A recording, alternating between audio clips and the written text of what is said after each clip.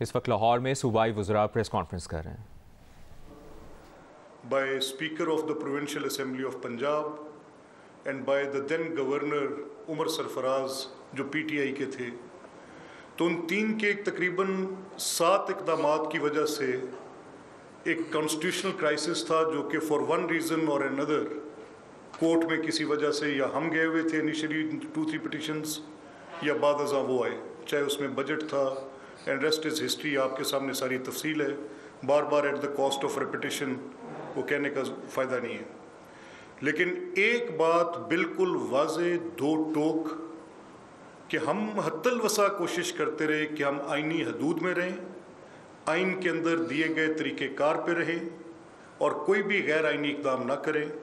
और उनकी तरफ से चाहे वो कासिम सूरी का सुप्रीम कोर्ट का एक्ट था, उसके कॉन्सिक्वेंस में इमरान खान की तरफ से डिसोल्यूशन ऑफ असेंबलीज़ की एडवाइस थी, सदर अलवी का उसके ऊपर एक्ट करना था, उसके बाद चाहे गवर्नर सरफराज की तरफ से ओथ को रोकना था, परवेज़ इलाही साहब की तरफ से इलेक्शंस के प्रोसेस को स्टॉल करना था, जब तक मतलूबा नंबर ना आए तब तक ना करवाने की एक ज़िद थी।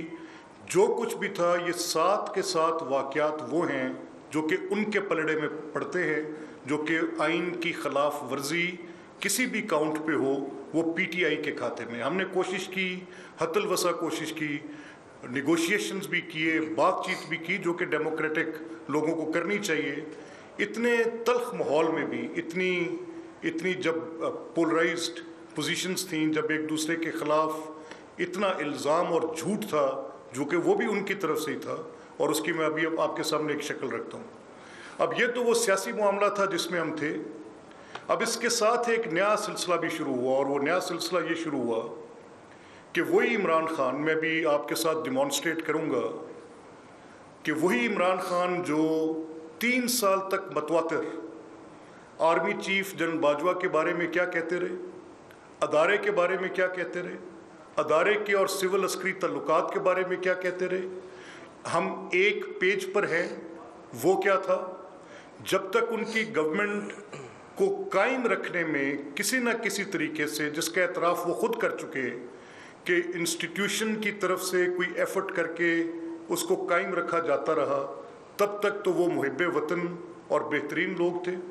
और जब वो अपनी ओरिजिनल पोजीशन पर न्यूट्रलिटी पर चले गए, तो उनके न्यूट्रल होने के बाद उनको न्यूट्रल होने की जो गाली इमरान खान ने दी वो आपके सामने। न्यूट्रल के साथ बदी को अटैच किया, बुराई के साथ बुराई हमें तशबीह दी बुराई के साथ कि ऑपोजिशन बुराई है, और अगर आप न्यूट्रल रहेंगे तो आप तो अल्लाह के हुक्म की हुक्म अदूली कर रहे हैं, कुरान के अहकामात की हुक्म अदूली कर रहे हैं, बुराई का आप साथ दे रहे हैं। यानी उस शख्स को कोई रुकावट नहीं है, चाहे वो अपनी मर्ज़ी की एक तशरीह किसी कुरानी आयत की कर दे, अमर बिल मारूफ वाला वो सारा आपके सामने है सिलसिला जब इन्होंने कायम किया। वाहिद दुनिया का शख्स है, लोग कहते हैं कि फ़लाँ शख्स दुरुस्त है, फ़लाँ शख्स के काम नेकी के हैं, फ़लाँ शख्स के काम बदी के हैं। ये वाहिद आदमी है जो कहता है कि मैं हूँ अमर बिल मारूफ, और बाकी जो हैं वो सारे वो नही अल मुनकर की उसकी कैटेगरी में खड़े होंगे, और जो इस बुराई को नहीं रोकेगा वो न्यूट्रल भी न्यूट्रल रह के बुराई का हिस्सा बनेगा। ये थी उनकी पहली पोजीशन। इसी के दौरान एक पोजीशन और इन्होंने इख्तियार की, और वो पोजीशन क्या इख्तियार की और वो क्यों कर की।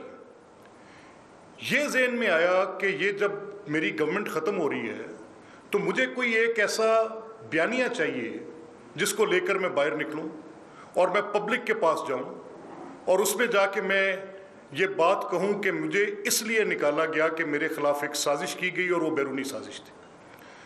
अब ये जो टेप कल से वायरल है, आपने सुनी है सबने, वो टेप जिसमें वो जिनके मुतल्लिक दावा था कि वो खातून खाना हैं, उनकी बात ना की जाए, वो एक घरेलू खातून हैं, और जब कंपैरिजन ड्रॉ किया जाता था उनका मरियम नवाज़ साहिबा के साथ या फरियाल तालपुर साहिबा के साथ कि जब कोई बात होती तो ये कहा जाना कि जी बिल्कुल बिल्कुल ऐसा ना करें, और उनके वो जो चीखने चलाने वाला ब्रिगेड था वो आके बैठ जाता था कि घरेलू खातून पे बात कर रहे हैं, घरेलू खातून पे बात कर रहे हैं। तो मैं अभी अपनी टीम से रिक्वेस्ट करूँगा कि ज़रा वो घरेलू खातून की वो टेप चला दें। अभी तो वो घरेलू खातून हैं, अगर वो पॉलिटिकल होती तो अभी तो सिर्फ साजिश का बयानिया दाग है, अगर वो पॉलिटिकल होती तो मुझे खदशा है कि वो एटम बम चलाती। ये ज़रा चलाएं, पहले सुने वो है क्या, देखें क्या।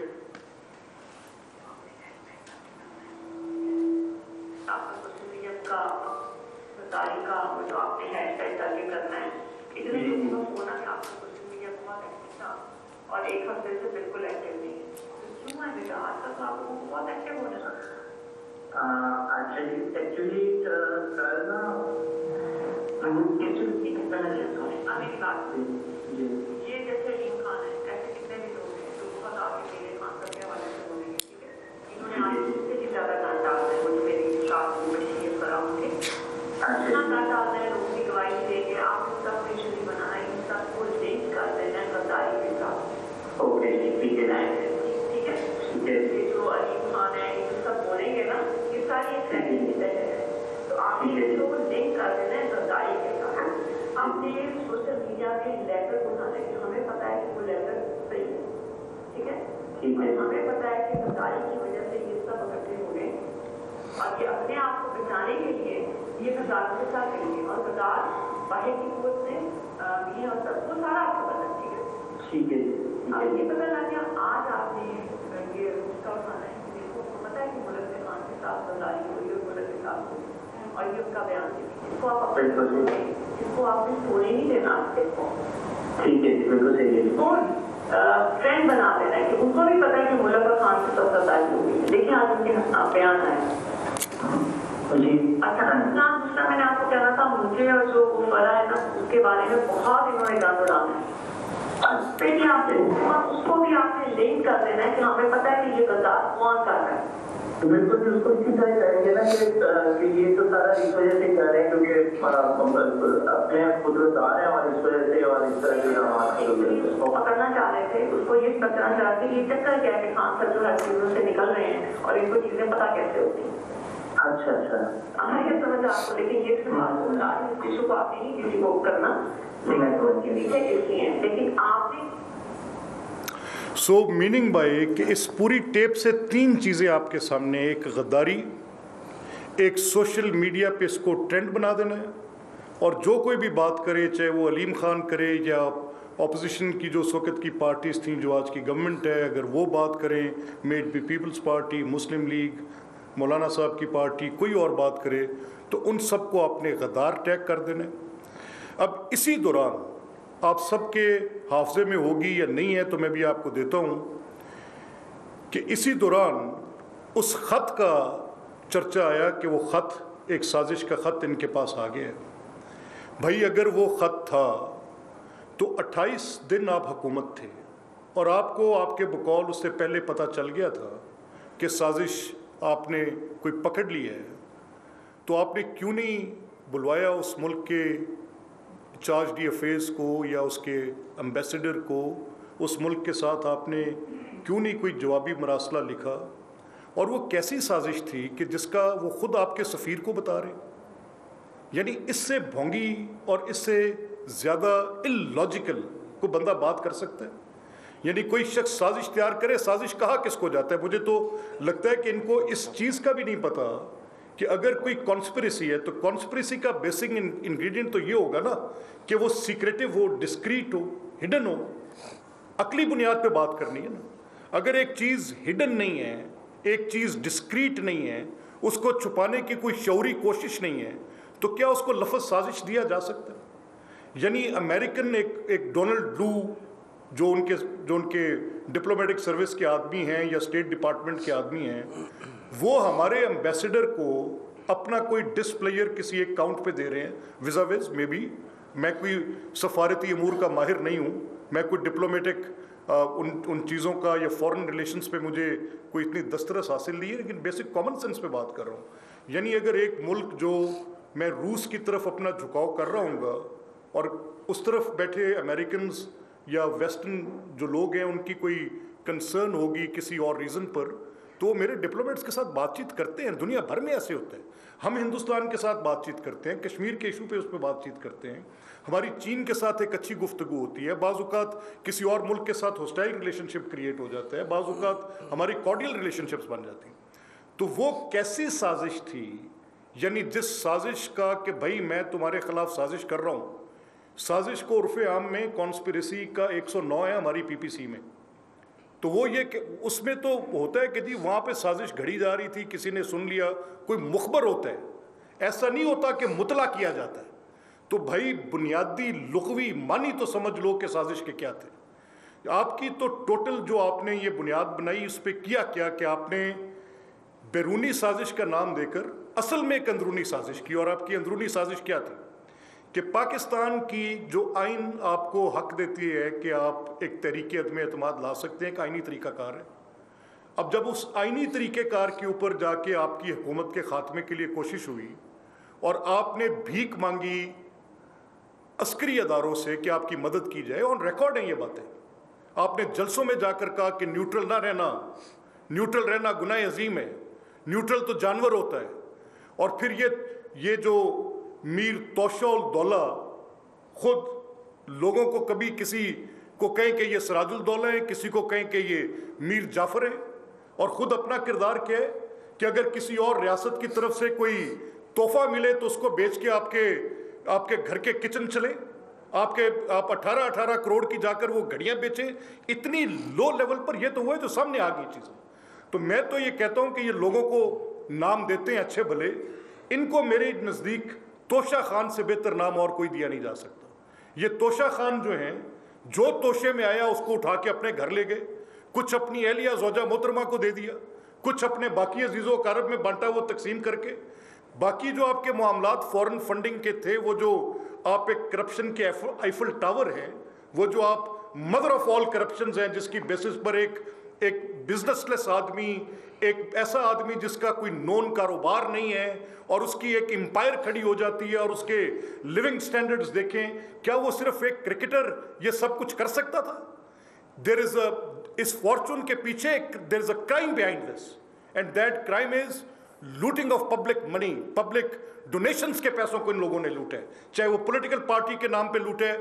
मुझे एतराफ़ है कि शौकत खाना में एक बड़ा हॉस्पिटल है, एक अच्छा प्रोजेक्ट है, जिन हालात में भी बने, जैसे भी बने, लेकिन उसके फाइनेंशियल मैटर्स पे मेरा एतराफ़ नहीं है। मुझे उस पर बड़े सवालात हैं कि वो जो बेस एक प्रोवाइड की गई थी, एक डोनर्स की base for good social purpose, उसको पॉलिटिकल में कन्वर्ट किया। वेस्ट की बात करते हैं तो वहाँ ये जुर्म है। इन जराइम की फहरिस्त बहुत लंबी है मिस्टर तोशा खान आपकी। और आज ये ख़तरा बैरूनी साजिश से नहीं है, इस अंदरूनी साजिश से। और आज ये चल पड़े हैं।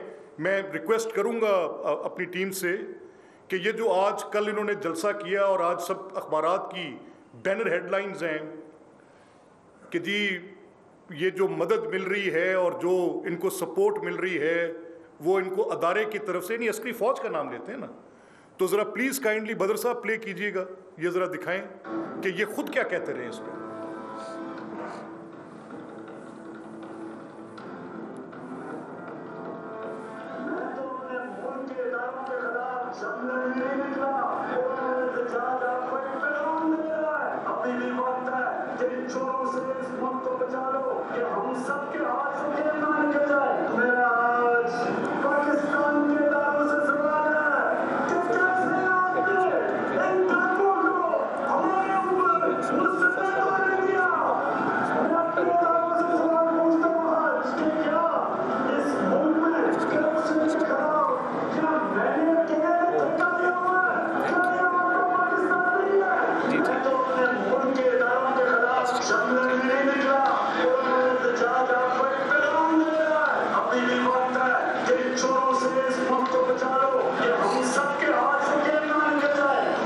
पहले वाला चला दें ज़रा, अब वो पहले वाला चला दें जब ये पहले तारीफ़ करते रहे कि ये अदारे कहाँ हैं। डायरेक्ट कंट्रास्ट आप देखें, यानी एक शख्स एक झूठ बोलता है, वो लोगों के हाफजे में होता है। ढिठाई और बेशर्मी ये है। को मैं आज एक उनकी तारीफ करता हूँ। क्या तारीफ है?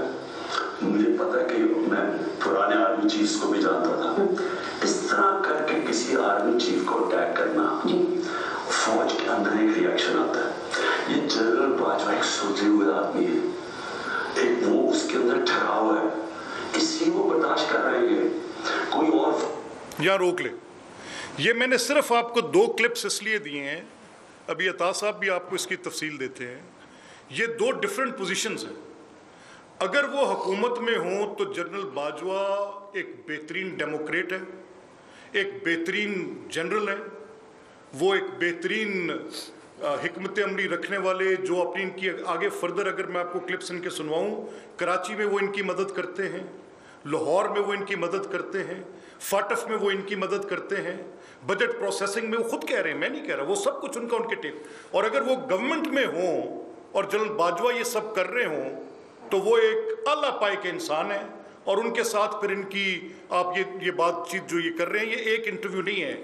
मैं आपको इसमें एक पारस जहांजेब का इंटरव्यू सुनवा सकता हूँ, मैं इसमें आपको एक समा टीवी का और इंटरव्यू है वो सुनवा सकता हूँ, इसमें मैं एक आपको शाहजेब खानजादा का एक टॉक शो सुनवा सकता हूँ, मैं इसमें आपको डिफरेंट एंकर पर्सन्स के साथ उनकी इंटरेक्शंस की पूरी डिटेल, जिसमें एक वो सीक्वल के अंदर एक हर हफ्ते अपने लिए फर्ज मनसबी समझते थे कि जनरल बाजवा की तारीफ करनी।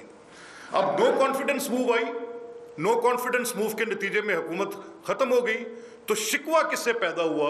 वो जनरल बाजवा से पैदा हुआ कि ये आर्मी चीफ थे तो मेरी हुकूमत क्यों ना बचाई। 3 साल तक पाकिस्तान के किसी कानून और आइन के अंदर किसी भी मुकदमे की अदालत के अंदर चालान जमा किए जाने के बाद, उसके शाहिद और हकाइक को कलम बंद करने के बाद, गवाहों को रिकॉर्ड करने के बाद, उसके प्रोसेस की 6 महीने से ऊपर की डेट नहीं है। आईने पाकिस्तान ड्यू प्रोसेस की जमानत देता है। इस आदमी ने 3 साल तक अपने इस करप्शन के बयानिए की बुनियाद पर, झूठ पे खड़ी इमारत पर, तमाम अपोजिशन को, जिसमें मैं पर्टिनेंटली जिन चीज़ों को जानता हूँ उनमें मैं शहबाज साहब के केसेस को, हमजा साहब के केसेस को, सुलेमान शहबाज साहब के केसेस को, ख्वाजा साद रफ़ीक के केस को, एहसन इकबाल साहब के केस को, उसमें मैं फॉर दैट मैटर इन्होंने जो ये हाफिज़ नुमान पे केस किया, या ये जो हमारे थे साफ पानी कंपनी वाले इंजीनियर साहब, उनके ऊपर कोई केस किया, जिन केसेस का तल्लुक पंजाब गवर्नमेंट पे था, 56 कंपनी वाले केसेस को, हमें तो उनकी डिटेल, बेशक आशियाना का केस था, you name it and you count it, किसी एक मुकदमे में इनके पास कोई एक मुनासिब ट्रायबल गवाह भी नहीं था जिसकी शहादत भी प्रॉपरली रिकॉर्ड की जा सकती। वो पहले मुकदमे इन्होंने नैब में चलाए, उसकी बुनियाद पे करप्शन का बयानिया खड़ा किया, फिर वही मुकदमे उठाकर सेम एक नुक्ते कौमे का फर्क नहीं, फुल स्टॉप का फर्क नहीं, और उसकी बुनियाद पे करप्शन का बयानिया खड़ा किया FIA के मुकदमों पे। पहले कहते रहे कि मनी लॉन्ड्रिंग 10 अरब डेली, वो डॉन की रिपोर्ट आपके सामने आ जाएगी कि 10 अरब रुपए का डेली फिल्टर है जो पाकिस्तान की इकोनॉमी से निकल के बाहर चला जाता है, स्टेट डिपार्टमेंट ये कहता है। यानी एक शख्स झूठ बोलने का इतना झूठ ये तोशा खान बोलता है और हर रोज बोलता है। आज हम ये कहते हैं कि अगर आपके पास कोई एक एविडेंस है कि हमें किसी अदारे की किसी एक जगह पर कोई ऐसी हमायत हासिल है जो इन बाई इलेक्शंस के अंदर हमें कहीं पर मिल रही हो, तो उसका कोई एक प्रूफ दे दे। आपकी यास्मीन राशिद साहिबा से मैंने 27 तारीख को प्रेस टॉक की और मैंने कहा कि आपने आज ये बात की है और उस पर आपने कहा है कि यहाँ पे कोई रियासती अदारों के अफसरान इलेक्शन प्रोसेस के अंदर को मुदाखलत कर रहे हैं, तो टेल अस वन, एक हमें किसी प्राइवेट नंबर से आई कॉल का जिक्र भी लाकर दिखा दे तो हम जिम्मेदार हैं, हम आपके उस उठाए गए सवाल पे, दिए गए सबूत पे आपको जवाब देंगे कि अगर कोई चीज ऐसी आई। कहीं पर हमें स्टेट, ये कल आपके सामने कोर्ट में गए, लाहौर हाई कोर्ट के फैसला इनके हक में था, समझा इन्होंने ये कि अपील इनकी थी, और उस फैसले के अंदर इनकी अपील अगर सक्सीड करती है तो उसी अपील के खिलाफ पहला लिटिगेशन का मैंने ये राउंड देखा है मेरे मुशाहिदे में और कोई नहीं, कि अगर आपकी अपील अपनी सक्सीड करे, आप उस पर मिठाइयाँ भी बांट लें और उसके बाद उसी अपील जो कि सक्सीड हुई उसके खिलाफ आप सुप्रीम कोर्ट में अपील में चले जाएं। यानी लेवल ऑफ कॉम्प्रीहेंशन भी इतना क्या गुजरा है कि इस पर आप कहें। आज खान साहब, पाकिस्तान को खतरा बैरूनी साजिश से नहीं है, आपकी अंदरूनी साजिश से है। जब तक आपके साथ कोई सही चलता रहे आप ठीक है। आपने एक ऐसी सूरत पैदा कर दी कि आपने अपनी सोशल मीडिया टीम को पेड सोशल मीडिया टीम, मैं आपको उन प्लेटफॉर्म्स का, मैंने लास्ट प्रेस कॉन्फ्रेंस में कहा था, मैं आज पूछता हूं, मुझे बताया जाए कि घराना.com किसका प्लेटफॉर्म है, डिजिटल प्लेटफॉर्म, और वो घराना.com को PTI के किन फंड्स में से पैसे दिए गए हैं, और जनरल हारून का उस घराना.com के साथ क्या ताल्लुक है, और वो रिटायर्ड एक्स सर्विसमैन जो आपकी पीटीआई की सोशल मीडिया टीम के पेड अकाउंट्स पर हैं और यही Arsalan Khalid digital media wing के अकाउंट्स के अंदर से करोड़ों रुपए कैसे डिस्पर्स करते रहे जब आपकी गवर्नमेंट थी, और इन घराना.com जैसी वेबसाइट्स को, इन डिजिटल प्लेटफॉर्म्स को आपने इतने करोड़ रुपए कैसे दिए, इसका जवाब भी आपको देना पड़ेगा और बताना पड़ेगा कि यह रियासत पाकिस्तान का पैसा आपके बाप का पैसा नहीं था, कि जिसको आपने अपनी एक ऑल्टरनेट फैक्ट क्रिएट करने के लिए, एक ऑल्टरनेट ट्रुथ क्रिएट करने के लिए, झूठ को अपने सच साबित करने के लिए आपने पाकिस्तान के अरबों रुपए डिजिटल प्लेटफॉर्म्स पे लगा दिए, और फिर आपने कनेक्ट कर दिया उनको, वो जो एक वेब क्रिएट होती है उनको बाहर के ममालिक के साथ कनेक्ट कर दिया, और वहां पर आपके ये नुमाइंदे और जो गुमाश्ते बैठे हुए थे, एक एक अकाउंट से सैकड़ों अकाउंट चलाकर आपने सबसे पहले टारगेट किया, साजिश किया आपने पाकिस्तान के अदारों के खिलाफ, उनको मिलाइन किया आपने। सो वी सेड सर, आप जो कर रहे हैं, आप पाकिस्तान का बुरा कर रहे हैं, आप पाकिस्तान की सियासत का बुरा कर रहे हैं, आप आईनी हदूद में रह के सियासत करते, कोई एतराज नहीं था, लेकिन आपने पहले पाकिस्तान की सारी सियासत को गंदा किया, आपने उनके खिलाफ झूठे और बेबुनियाद इल्जामात लगाए, जब वो बात ना बनी पाकिस्तान की सफारत को गंदा किया, आपने ये कहा कि वो ममालिक जिनके साथ आपके बायलैटरल रिलेशनशिप दिहाइयों पर मुहित हैं, वो इस मुल्क के अंदर रजीम चेंज की साजिशें करते हैं, आपका प्रेसिडेंट उसको तारीफी इसनाद दे रहे, उनको सफारती इसनाद तकसीम कर रहे। अगर वो शख्स, वो एम्बेसडर साजिश का मुर्तकिब था, तो ये आरिफ अलवी उसको किस तरीके के साथ वो उसको इसनाद तकसीम करता फिर रहे। ये आपने एक ये नजरिया इनकी जो वो घरेलू खातून है, उस घरेलू खातून का नजरिया आपने सुन लिया कि इनको गंदा करो, इनके खिलाफ चलाओ टेपे, और इनको तुमने गद्दारी के साथ टैग करना है। यह थी आपकी साजिश की हकीकत।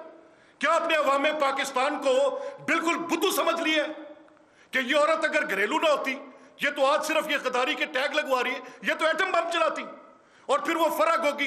किसको नहीं पता थाने बिके, किसको नहीं पता कि यहाँ पे टीके जो प्राइवेट सेक्रेटरी था कितने कितने करोड़ में एक एक डीसी लेता रहा, किसको नहीं पता कि यहां पर एक्सियंस ने और एससीज ने क्या लूट मार के बाजार कर्म किए, किसको नहीं पता कि अरबों रुपए CNW डिपार्टमेंट से निकल के बुजदार की जेब के अंदर गए और बजरिया बुजदार फरक गोगी वो बुशरा बेगम तक पहुंचे, उर्फे आम पिंकी पीरनी। You want to know all that? आपकी आंखों पे पट्टी बंधी थी। क्या ये करप्शन इमरान खान की मर्जी के बगैर हो सकती थी? करप्ट लोगों को छोड़ दे, करप्ट लोगों को छोड़ दे, खुद करप्शन के आईफल टावर हो। कोई किसी जगह पर बात करते हुए बंदा कुछ सोचता और बोलता भी है। सो मैं बिकॉज लंबी हो रही है बात एंड आई वांट अता साहब आपको कुछ पर्टिनेंट डिटेल्स भी इस पे देते हैं, तो मेरा ये ख्याल है कि तोशा खान ये भूलो कि कौन सा रियासती अदारा किसकी मदद कर रहा है। बिल्कुल हम डिनाई करते हैं तुम्हारे इन एलिगेशंस को, हम प्योरली पॉलिटिकल फील्ड में हैं, हम ट्रस्ट करते हैं अवाम के इज्तिमाई शऊर पर, और हमें यकीन है कि ये बाई इलेक्शंस नहीं है, ये स्नैप इलेक्शंस हैं, और इन स्नैप इलेक्शंस में 20 में से इंशाअल्लाह अजीज कमोबेश 19 सीटों पर हम तकिया रखते हैं कि इंशाल्लाह हमारे कैंडिडेट्स रिटर्न होंगे। उनको 4 साल की तुम्हारी मिस गवर्नेंस, गुर्बत, बेरोजगारी, जिल्लत, दिन रात लोगों के जो हकूक के ऊपर तुम डाके डालते रहे, वो किसी को भूल नहीं गए हुए। सो वी मीन टू से इट, बिहेव योरसेल्फ। बिस्मिल्लाहिर्रहमानिर्रहीम। बहुत शुक्रिया जी मलिक साहब ने बहुत तफसील से इन तमाम मामलात पे रोशनी डाली। हमारे पे सवाल ये होता था कि हम प्रेस कॉन्फ्रेंस करते हैं, मवाद सामने लेके आते हैं, कार्रवाई होती कोई नहीं। तो ये जो करोड़ों अरबों रुपया लूट के खा गए पाकिस्तान, बुशरा गोगी और कप्तान जो है, ये जो करोड़ों अरबों रुपया कमाया है, ये कैसे कमाया है और क्या कार्रवाई की गई है? मैं ये ऐलान करना चाहता हूँ कि 1 तारीख को एंटी करप्शन पंजाब ने एक पर्चा दर्ज किया, जिसके तहत 2 गिरफ्तारियां अमल में आ चुकी हैं। एक राणा यूसुफ नामी chief executive officer Faisalabad industrial estate, और दूसरा मकसूद अहमद। ये मकसूद चपड़ासी हम सुनते थे ना, तो ये मकसूद अहमद एक हमने पकड़ लिया, बताते हैं आपको इसकी तफसील अभी। मकसूद अहमद ये फैसलाबाद स्पेशल इकनॉमिक जोन का सेक्रेटरी है, और वारदात इंतहाई सादा है। वारदात ये है कि फैसलाबाद स्पेशल इकोनॉमिक जोन में जो बैरून मुल्क से आने वाली इन्वेस्टमेंट को फैसिलिटेट करने के लिए बनाया गया था, फरा गोगी साहिबा ने 10 एकड़ का इंडस्ट्रियल प्लॉट, 10 एकड़ का इंडस्ट्रियल प्लॉट जिसकी कीमत मार्केट में 60 करोड़ रुपए है, वो 8 करोड़ 30 लाख में अलॉट करवाया। ये बड़ी सिंपल सा 60 करोड़ का प्लॉट है, 60 करोड़ का। और वो फरा गोगी, और फरा की वालदा का नाम भी बुशरा खान है। फरा गोगी साहिबा, उनकी वालदा बुशरा खान, और तीसरा कैरेक्टर एहसन जमील गुज्जर। इन्होंने वो गैर कानूनी तौर पे 60 करोड़ का 10 एकड़ का प्लॉट 8 करोड़ 30 लाख में अपने नाम करवा लिया। अब उसके लिए कैसे करवाया? उसके लिए एक फर्जी कंपनी बनाई। अच्छा, अब ये प्लॉट हासिल करने के लिए कानूनी तौर पे उस कंपनी का कैपिटल 2 अरब होना चाहिए। एहसन जमील गुज्जर साहब ने जाली बैंक गारंटी दे के ये प्लॉट अलॉट करवाया है। अब पर्चे में नामजद कौन है? पर्चे में नामजद है फरा गोगी, बुशरा खान फरा गोगी की वालदा, और तीसरा कैरेक्टर एहसन जमील गुज्जर। जो 2 लोग गिरफ्तार किए हैं, ये ओपन एंड शट केस है। ये नहीं होगा कि आप देखेंगे कि 4-4 महीने तहकीकात चल रही हैं, ट्रायल चल रहा है, ये नहीं होगा। हमने जो बंदे गिरफ्तार किए हैं, राना यूसुफ और मकसूद अहमद, वो बिल्कुल क्लियर है इस मामले में कि ये गैर कानूनी तौर पे अलॉटमेंट हुई थी। और ये एक केस है। ये इमरान खान ना कोई आम आदमी नहीं है। ये पाकिस्तान की तारीख का सबसे बड़ा चोर क्यों है? क्योंकि इसकी अहलिया साहिबा बुशरा मानिका साहिबा बनी गाला में बैठ के व्हीलिंग डीलिंग करती थी। और कैसे करती थी? वो आम तरीका नहीं था। हमने सुना था मनी लॉन्ड्रिंग दुनिया में होती है, हुंडी हवाला से लोग अरबों रुपया जाता है, अरबों रुपया आता है। ये छोटे छोटे पैकेट्स में अरबों रुपया जाने का जो नया सिस्टम शुरू किया है, इस पे इमरान खान साहब को सलाम पेश करते। ये दुनिया में कहीं नहीं हुआ। हाँ, कहीं मैक्सिको में बड़े बड़े जो ड्रग लॉर्ड होते थे, ये किसी ज़माने में ना इन पे नेटफ्लिक्स की सीरीज बनेगी इमरान खान साहब पे, कि ये 2 खवातीन के साथ मिलके अरबों रुपए का मनी लॉन्ड्रिंग का, डायमंड का जो रैकेट चलाया है, वो कैसे चलाया है। अब ये तो प्लॉट तो हमने पकड़ लिया ना। अब ये 60 करोड़ का सिर्फ एक प्लॉट का घपला है। अभी पंजाब के अंदर जो थोक के हिसाब से हाउसिंग सोसाइटीज़ को अप्रूवल गई हैं, वो अंगूठी वाली, कि मुझे 3 कैरेट नहीं। अब आप मासूमाना ख्वाहिश तो देखें, आप इसको सराहें तो सही कि खुल्लम खुला कह रहे हैं कि नहीं 3 कैरेट नहीं, थोड़ा बड़ा डायमंड चाहिए है, बड़ा डायमंड चाहिए है। पाना ना मतलब नजर आएगा बड़ा डायमंड। डायमंड का होता क्या था? डायमंड की बनती थी पोटलियां, छोटी छोटी, बहुत इतनी इतनी पोटलियां। वो पोटलियां जहाज़ों में जाती थी प्राइवेट फ्लाइटों से बाहर, और बाहर बैरून मुल्क ब्लैक मार्केट में वो डायमंड बेचे जाते थे। अब देखें, ये करप्शन का ना बड़ा सादा सा इनका एक कुलिया था कि जो चीज़ आए लेते जाओ। डायमंड मांगो लोगों से, उनके गैर कानूनी काम करवाओ, पेंटिंग्स मांगो, घड़ियाँ बेच दो। वज़ीर आज़म की दस्तरस में ना डायरेक्ट जिस पे वो हाथ डाल सकता है, वो सिर्फ तोशा खाना होता है। बाकी जो सरकार का ख़जाना ना, वो ऐसे नहीं होता कि ख़जाना है और उसमें से आप वॉल्ट में से पैसे निकाल ले, दतियाँ पड़ी हुई हैं, लगी हुई हैं। वो अकाउंटों में होता है पैसा। सरकार के अकाउंट होते हैं, स्टेट बैंक उनको मेंटेन करता है। वाहिद चीज़ जिसको वज़ीर आज़म खुद हाथ डाल सकता है फिजिकली तौर पे, वो तोशा खाना है। और वो अब देखें ना, इमरान खान साहब की दस्तरस में था तो लश्कारे मारती हुई महंगी महंगी डायमंड वाली घड़ियाँ।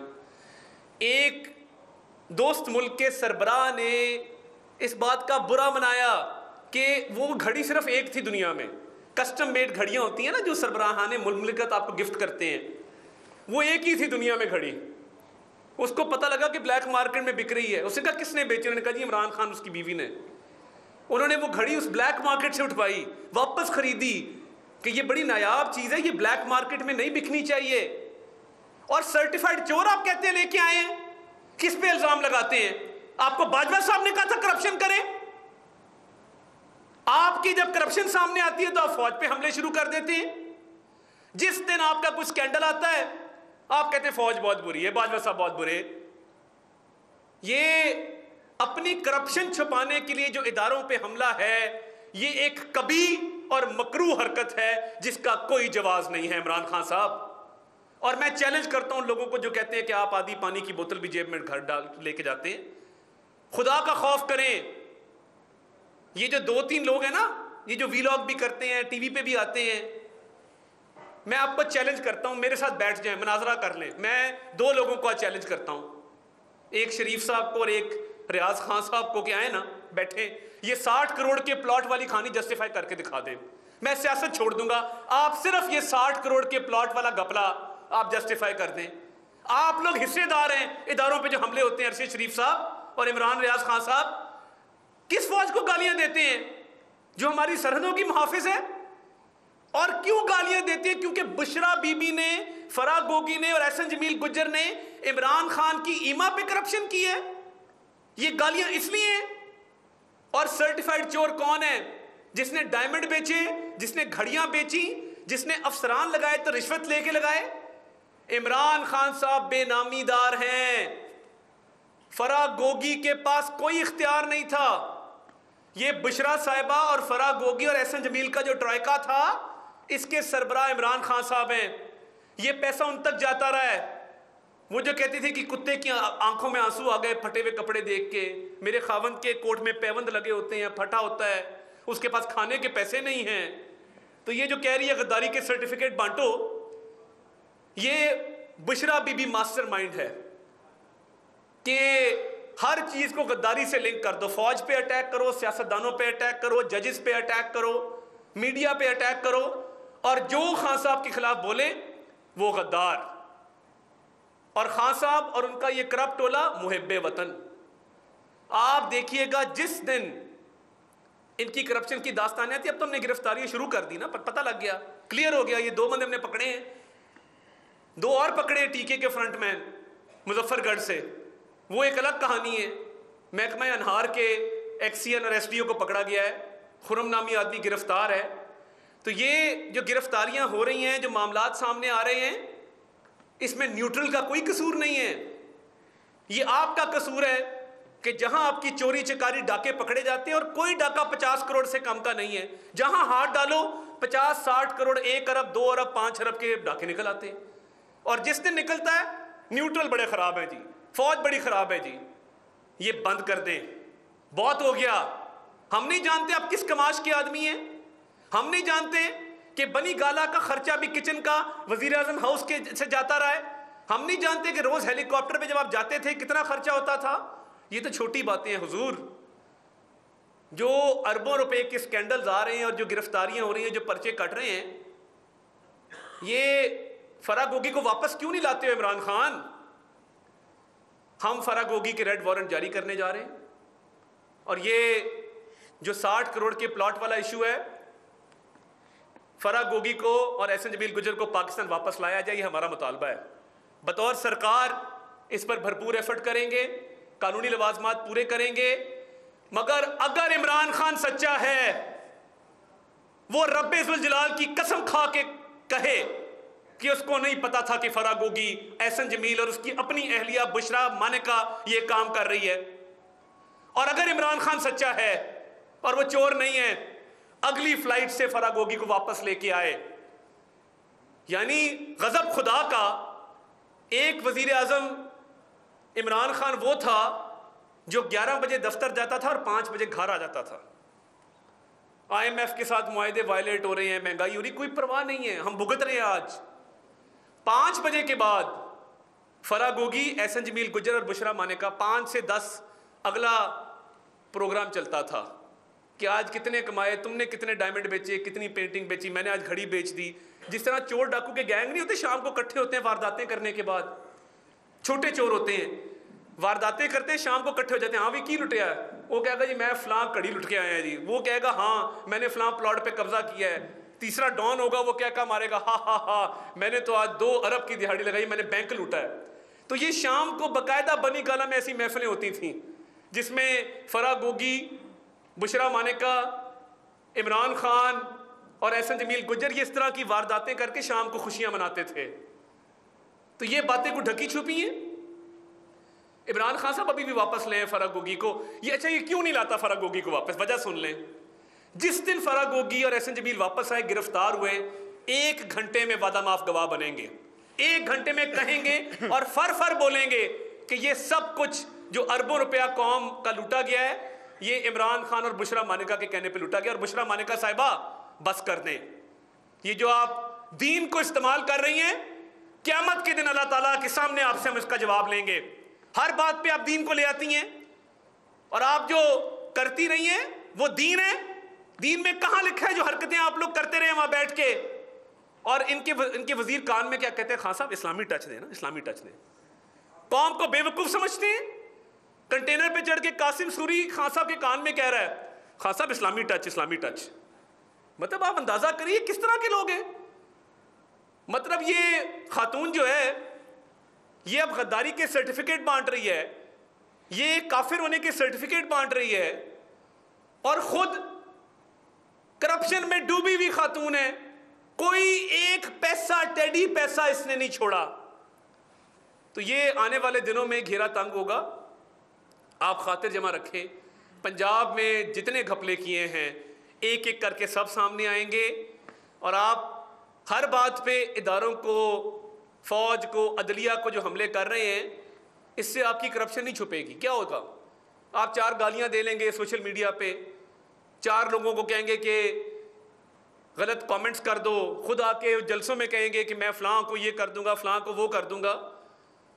तो इससे करप्शन तो छुपने वाली है नहीं भाई साहब। आप अपना जोर लगा लें, हम अपना जोर लगाएंगे। आपकी ये मुनाफिकत है कि आपने जिसकी तारीफ की है, जिसने आप पे एहसान किया है, आपने उसके पीठ में छुरा घोंपा है। पहले तारीफों के पुल बांधते हैं, कसीदे पढ़ते हैं, और फिर अगले ही रोज गालियां देना शुरू कर देते हैं। तो ये खान साहब का अंजाम मुझे तो कुछ अच्छा नजर नहीं आता। बाई इलेक्शंस में भी यही हो रहा है। इनके पास उम्मीदवार नहीं है, और मुर्दे इल्जाम फौज को ठहरा रहे हैं। भैया उम्मीदवार नहीं है तो कौन आपको उम्मीदवार ला के दे? प्लेट में रख के दे उम्मीदवार। आए रोज आपके लोग टूट के धड़े हमारे साथ शामिल हो रहे हैं। मुल्तान से लेके मुजफ्फरगढ़ तक, मुजफ्फरगढ़ से लेके पिंडी तक, पिंडी से लेके खुशाब तक, आप अपनी ऑन ग्राउंड पोजीशन तो देखें। छोटी छोटी जलसियां आप कर रहे हैं, और उस पर भी वो भी इल्ज़ाम फौज के ऊपर है। तो खान साहब बस कर दें, बहुत हो गया। आपको अब हम इलेक्शन में भी इंशाल्लाह पूरे तरीके से उतर चुके हैं हमारी जमात, और आपको अब लग पता जाएगा कि किस भाव बिकती है। बहुत शुक्रिया।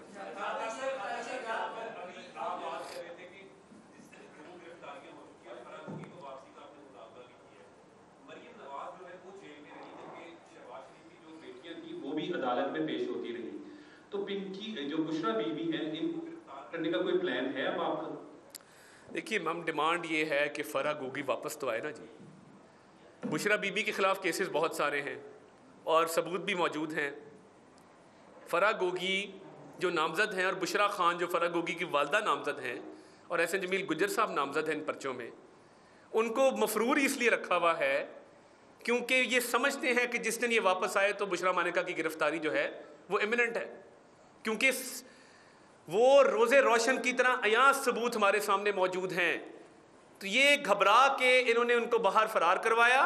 जिस दिन इक़्तिदार ख़त्म हुआ उससे एक दिन पहले इनको बाहर भगा दिया।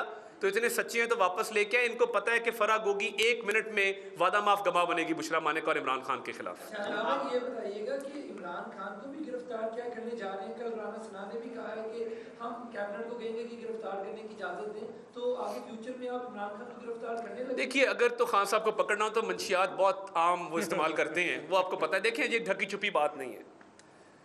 वो अगर पकड़ने की नीयत हो ना, और वो जेल जाने से भी इसलिए डरते हैं क्योंकि वो मंशियात के आदी हैं। ये मैं पब्लिक डिस्कोर्स आज ओपन करना चाहता हूं।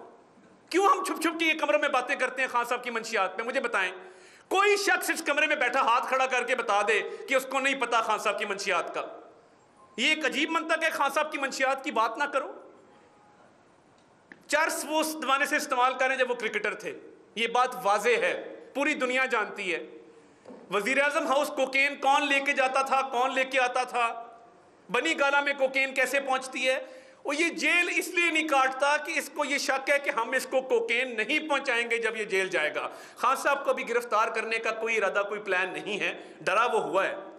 मगर अगर गिरफ्तार करना हो ना, इतनी सी कोकेन वहां पे मौजूद, इतनी सी भी पकड़ ले तो ये बहुत लंबे अरसे के लिए जेल जाएगा। मगर ये केसेस जो मैं अरबों रुपए की करप्शन के आपको बता रहा हूं, ये गजब खुदा का कि एक शख्स बैठ के कुरानी आयतें पढ़ता है, ये सब कुछ करने के बावजूद। तो ये देखिए, मंशियात के तुम आदी हो, चोरी चकारी तुमने की है, आधा मुल्क तुम जो है वो बेच गए हो, पूरी तुमने यहाँ पे करप्शन का बाजार गर्म करके पूरी मईशत को तबाह कर दिया है, और आज हमें दर्स देते हो तस्बीह पकड़ के, यूं तस्बीह घुमाई होती है, यूं यूं करके। ये कोई मतलब कोई तरीका है आपका? और वो अहलिया साहिबा हैं, वो अरबोपति हो गई हैं, उनका एक्स खावंद अरबोपति हो गया है, एक्स खावंद के बच्चे अरबोपति हो गए हैं, दंदनाते फिरते हैं पूरे लाहौर में। इब्राहिम माने का कौन है और किसके नाम पे करप्शन करता रहा है? ये बातें आज हम करने आए हैं क्योंकि अब पानी सर से गुजर गया है, अब खासा कोई लिहाज आपका नहीं होगा, आपने आखिरी हद क्रॉस कर दिया है। और मेरे पास और भी कुछ तीर तरकश में हैं, वो भी वक्त आने पे चलाएंगे, मगर आज इतना ही काफी है।